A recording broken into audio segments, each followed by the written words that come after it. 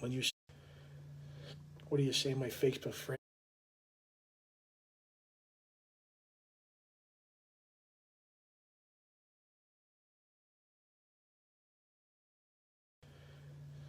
What do you say, my Facebook friends? You know it. Number 8 in your school card, number 1 in your heart. Albert Sugar Bear Barbieri. You know it. When you see me like this, it's story time.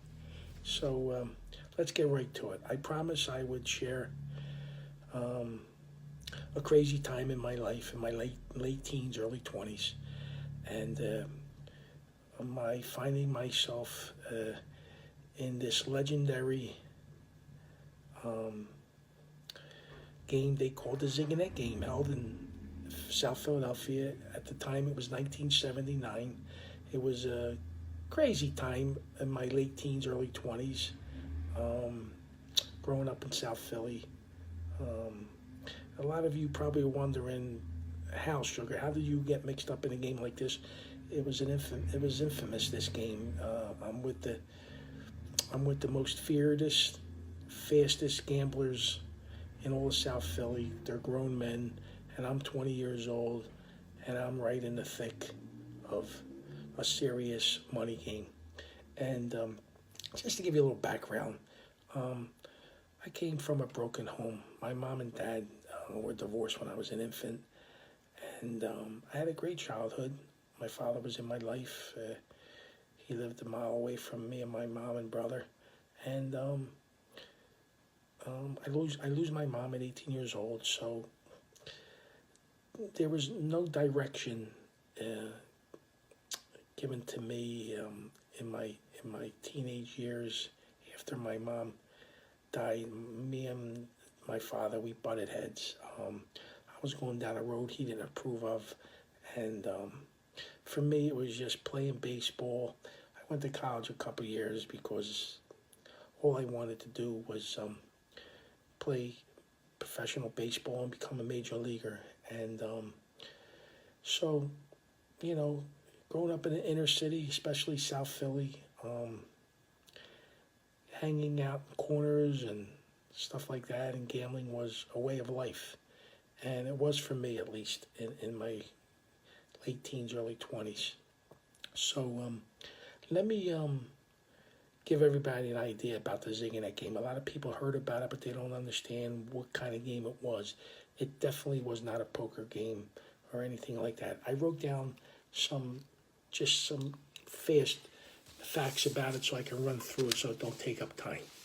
All right, first of all, the ZIGANET game was Chickie Narducci's game.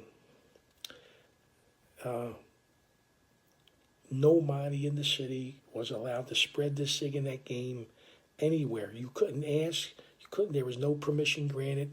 It was Chickie's game, and at this particular time in 1979, it was run at the 7th and Annan Streets.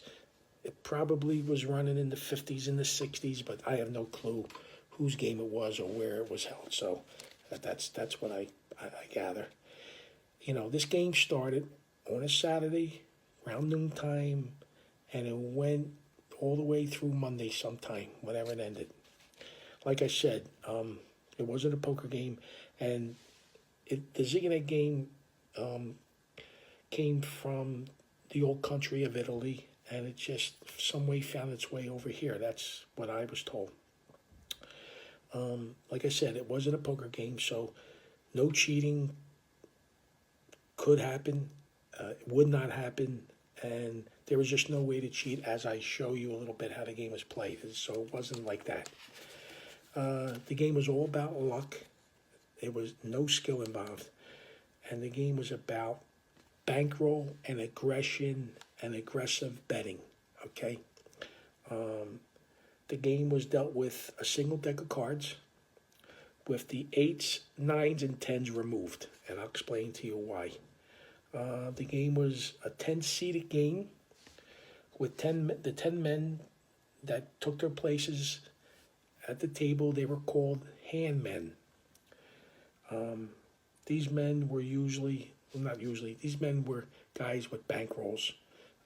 You couldn't come in the game and have scarce bankroll, okay? The guys that were handmen had money, unlimited money. The other participants that were there in the game, they were called point men.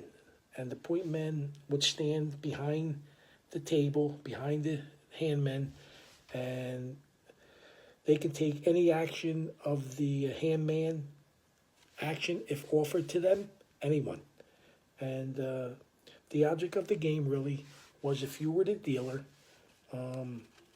you would want all the other players' cards to show up before yours. And I'll give you an example of that. I'm going to show you that in a second. But keep in mind, this was a game where you could just not show up at the door. If you were a stranger, you couldn't get in this game. This game, people came from corners, hangouts that were known, guys like from 10th and Carpenter, that crew, 6th and 7th and Morton, them guys from that neighborhood, and Chiefy's pool room, and surrounding areas in South Philly. And you had to be known. So forget about being a stranger and coming to that game. If you didn't know somebody in that game, then they were associate of somebody else. Okay, so that's the way that was run. It was just something out of The Godfather. You remember the scene with Clemenza with the big pot of gravy in the kitchen? They had gravy, meatballs, sausages, food galore. It was carte blanche. You could never go hungry in that game. So I wrote some names down that are legendary, are synonymous to the ZIGANET game. I like to mention them to you because, all due respect, these guys I'm going to mention are, first of all, this is my story and what I experienced. And these gentlemen were just that. They were gentlemen. They were classy gamblers. They were fearless. When it came to gambling, they were kind. They were generous. They would help you. If you needed help, they liked you, they would help you. So let me just give you some of these legendary names that made up from what my memory of the ZIGANET game. And mine was short-lived, and that's part of the story and everything. Guys like Frankie Steyer, Scotty Marone, Pretty Boy Chaz, the guy who introduced me to the ZIGANET game, Frankie Baldino, Nicky Rucci, Johnny Cupcakes, who had a smile on his face 24 hours a day, Bobby Miller, Banji, Blonde Babe. Blonde Babe was cool. He was so cool. Buster Casasanto, what a great guy. He knew most of these guys all knew my father, and my father knew all these guys.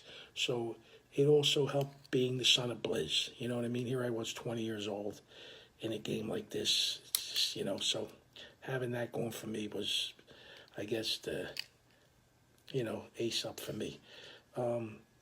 Richie DiPietro, I don't need to give his nickname. Everybody knows who Richie was. Richie Barone, Frankie LaRosa, Nunzio Cardo, old man Tony Foglia. They call him Tony Fogey. Man, he was so gentle and sweet. Hey, Sugar Bear, behave yourself today, he told me. Because sometimes I was a clown. Willie Hop, Poncho, Joe Pepe, Georgie Stump. Urban legend has it, Nick the Plumber from around Carpenter Street. This is how crazy this game was. He went in there on a Saturday with a $20 bill, and by the time Monday came, he had 200 grand. And that's a fact. People can vouch for that. Chickie's brother-in-law, Fatty, he ran the game. He was usually there later in the day through the wee early morning of that night. So Fatty was a great guy, dear friend of mine too. And they had dealers. The dealers, Frank Santoro, a.k.a. Pistol, he was one dealer. Johnny Palumbo was another, and another guy by the name of Mike. I think they called him Father Mike. He had white hair. They were the three dealers I remember. And so this is what this game consists of. Just your legendary South Philly gamblers. And they were just great guys. And, you can run into them down the casino as the casinos opened up, and if you needed a favor, if you went broke, had a crap game, blackjack game, and you needed gas to get home, they wouldn't hesitate to help you. You know what I mean? And so I know that for a fact because a few guys on that list helped me. So anyway, let me give you a quick little lesson about the ZIGANET game. So the ZIGANET game, like I said, is played with a deck of cards, and 8 through 7, and like I said, the 8s, 9s, and 10s are taken out, so it's Jack, Queen, King, so there's 10 cards of each suit. And I'm guessing in my memory how they figured out who was going to deal first. Like, they probably high carded. It's not important. So let me also say this thing. This game could not have been run without the dealer's box.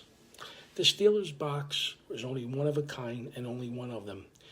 It was a box that was the size of a box like this where a deck of cards come in. It was stainless steel metal. It was handmade. It had 4 legs on each, so it would sit on the table in a little slant. And it was made so when the cards, after the dealer did the shuffling, it would be open face, and the deck would slide in, or from the back or front, I can't remember. And it'd be in there, and it'd hold it tight to where, and the way the dealer dealt is he had to get permission from the handman or the dealer to pull the card, and he would pull the card. And because this box kept it snug, you could never have an error. You could never try to deal without the box and cards would be shown like that, like by accident. It would just ruin the game. So this box was instrumental. And just to let everybody know, this is one of the biggest unsolved mysteries in South Philly. This box has disappeared. Nobody knows where it's at. So whoever has this box, you have a piece of South Philly history. You really do. It's been missing for close to 36 years. Anyway, so that's that. Now, let me show you real quick how this game is played and why it was notorious for winning big money, okay? And like I said, it was dealt counterclockwise, from right to left. So when whoever's designated the first dealer, this was his card, and it would be pulled right, and that would go right in front, and the dealer would have the box, and it would be like that. So now, the handman would come out betting. Now, first guy in order, it would be a queen. He'd come out betting 200, 300, sometimes 500, and the other handman would have to cover it. And usually they have the bankroll to cover it at this point. So let's just say he lays 300 down. Lay the 300, boom. The next guy in order, 7, boom. It would usually be the same denomination, and so forth and so on. All right, now the next guy would be up, boom, a deuce, right? So I can show you this. Let me tilt my camera a little bit so you can see it. Okay, a deuce game. Now by this time, the handman's got, if he's betting 300 a card, he's got 900 laid out. So the object of the game is to make these cards as they're being pulled before your card comes up. And the longer you go, you're piling up money and you're accumulating money, and you're pressing. Some people take down, some people are faster than others, some people don't take nothing down, and money piles up. The object of the game is, the miracle is to make a niner. It's called a niner. So there's 10 cards in the deck, all of the suits, and the dream is for your card not to show up, so you make all the other cards. Doesn't happen often, but it does happen. When the dealer gets, maybe his card comes up, the next guy in line takes over the deal. There could be 5 cards left in the deck that are live. Other cards, there's duplicate cards come out, they're dead, they put them on the side, and it just goes, and that's just the way the game is run.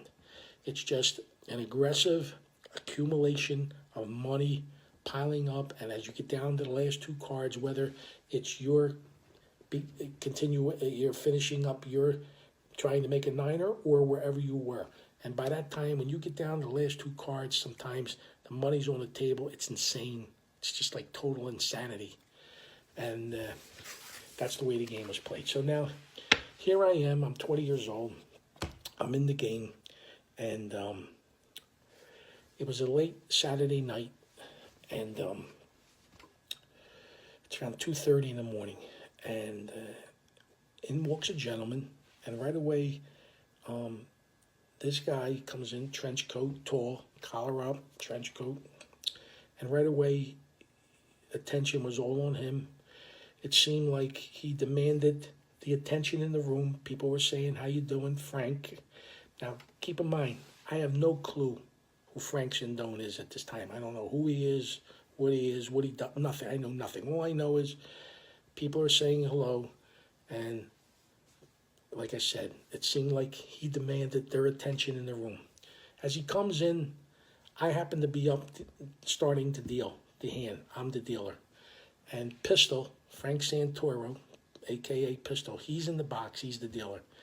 He turns to him and he says, who's dealing? Who's up? They would say, up mean like, who's up to deal? And Pistol said, the kid is. I'm right across from Pistol, so he points at the kid's up. So Sindone grabs a chair, pulls it next to me. I remember distinctly $3,000 in my hand. And he goes, he takes the money out of my hand. Again, just like Salvi Testa story. Takes the money out of my hand. What do you got there, kid? And he counts it. And he counts and he says, sit back, kid. You got a third, he says to me. As he tells me that, I'm sitting in a direction where I'm on Frank's right. And in my direction is Fatty. Fatty's there. He's on a step ladder. They would watch the game from a step ladder or a ladder so they can watch the game. And I look at Fatty like, I'm confused. Like, what the fuck's going on? And Fatty, mimics to me, calm down, just take it easy, just relax. So I'm like, okay. Well, we start. And I remember when Frank took my money, $3,000, he put in his pocket, he pulled out a 10-pack. And as the cards come out, the first end, he's firing away like a nickel a card. And this is like, nickel a card is pretty strong. And we're laying out cards, third card, 40's laying out, another nickel.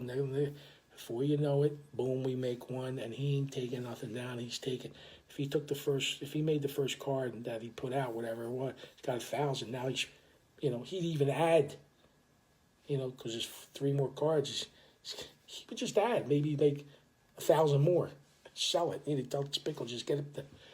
And that was the dealer's job, to get the money covered. And long and behold, we're on our way, and it's getting serious. And at one point, we got about maybe 4 cards left, and now 4,000 a card, 5,000 a card, and we're at a point where it can't get covered. And it's the dealer's job to sell what's left. And there was a time where we sat there, and Frank Sindone made it very clear. He said, Pistol, you ain't pulling a fucking card until this money gets covered, if we got to sit here all night. Because he said something in the effect that, like, I give action when I'm here, so I expect in return. So people are walking in from the streets. It's 2:30, 3 o'clock, 4 in the morning, and Pistol's got maybe 1,200 of each card he's got to sell, and somebody will come in, like, say, Joe from so, hey, Joe, we got this, you want this, you sell this, yeah, I'll take 300. But still, Pistol ain't pulling a card until that money's covered, and Frank made it very clear, Sindone, that it ain't happening. We're going to sit here all night. And it was intense. It was very, very intense. It was, for me, it was radical to watch this go on. And at this point, I'm saying, this guy ain't answering, nobody's answering Sindone back. No, everybody's obeying his orders. And we sat there at one point for 5-7 minutes. You sit 5-7 minutes and see how long that is. Long and behold, this went on for 40 minutes. Finally, we get down to the last 2 cards, 1 card at a time. We make the hand, we make a 9er. Long and behold, it's like 40,000 total winnings. Pistol's counting the money. And all of a sudden, Fatty says, hey, Frank, you know whose kid that is? Sindone goes, no, who? Fatty goes, that's Blizzard's kid. Sindone turns around to me, looks me dead in the face with his 2 fingers, pokes me in the chest. You're Blizzard's kid? You tell him Frank Sindone said hello. All right, well, I still don't know who Frank Sindone is. All right, so now I'm happy as a kid on Christmas morning, right? I make a score. That's 40,000 profit now. So I get a third of that. So now, next day, I'm still living with my father in 19 Mifflin. This is the mistake I make. I tell him, yo, Dad, some guy, Frank Sindone, said hello. My father's like I'm shocked. Like, what? Where did you see him for him to say hello to me? And without me asking, he goes, are you fucking going to that ZIGANET game? Yeah. Yeah, all right. Now my father and I bucked heads. I'm turning down every city job, state job he can get to me, give to me. And so anyway, that was Tuesday, Wednesday. A couple of days went by. It could have been like middle of the week. I'm at 20th and Snyder, around off the corner of 20th Snyder. There was a car wash, Danny's Car Wash. It was a garage where they hand wash your car. And I'm in there getting my car washed, and I run into a guy named Spike. And Spike was who I just happened to kind of, not meet formally, but see him at the ZIGANET game. He was a big guy, be impressionable to you. I mean, drove a beautiful Eldorado, and he came over talking to me. He knew I made a score, this and that. And the $64 million question comes out, and hey, Sugar, hey, why don't you lend me $500? I'll give it to you Saturday at the ZIGANET game. So I'm like, okay, no problem. Here you go. Figure, he's playing the ZIGANET game. He's got to have money. But after the car wash, I go up to the pool room. And this is the pool room when it was on 16th and Passyunk above the MAB paint store. And Fatty at that time, I believe, had a piece of the pool room. And he's up there, and I walk up. Hey, Fatty, what's up, Sugar? I said, you ain't going to believe who I just ran into at the car wash. Who? I said, Spike. Spike, Sugar, please don't tell me you gave him any money. I went, what? What the fuck? You got a crystal ball? What do you mean? Of course I gave him money. He asked me. Sugar, don't you know about Spike? No, Fatty. What am I supposed to know about Spike? I don't know him for 2 seconds. He says he's one of the biggest con men on the East Coast. I went, what? Yeah. He goes, rumor has it he took Robert Conrad for a ride, the guy from Wild Wild West. I'm like, Fatty, can you get back from me, please, my 500? He goes, I'll talk to Chickie. And so I said, Fatty, listen, he asked me to go around 6T Bar on 6th and Morton around 6 o'clock. He had something to talk to me about coins. He said, Sugar, listen to me. You go, don't bring no money with you. Hear what he has to say, but just tell him you're not interested. Okay, so I go, 6T Bar. I'm waiting, around 6 p.m. He comes walking in, comes walking right to me. First words out of his mouth, you didn't even give me a chance to see if I was going to pay you back. I said, Spike, I just want my money back, please. Obviously, Fatty went to Chickie. Chickie, I found out late, told him, what are you doing? This is Blizzard's kid. You're going to give him the money back. So the next day, up the pool room, I see Fatty. Fatty says, here's 200 Chickie gave me to give this to you. Stay away from Spike. He'll get the other 300 from you, for you. I said, okay. Well, Saturday comes. I'm at the ZIGANET game. And Chickie wasn't there yet. It was early in the start of the day, like noontime, and Spike is there. And I see he's got money in his hand, and we had a few words. And this is how I got stupid. I'm 20 years old, I'm stupid. I'm a dum-dum.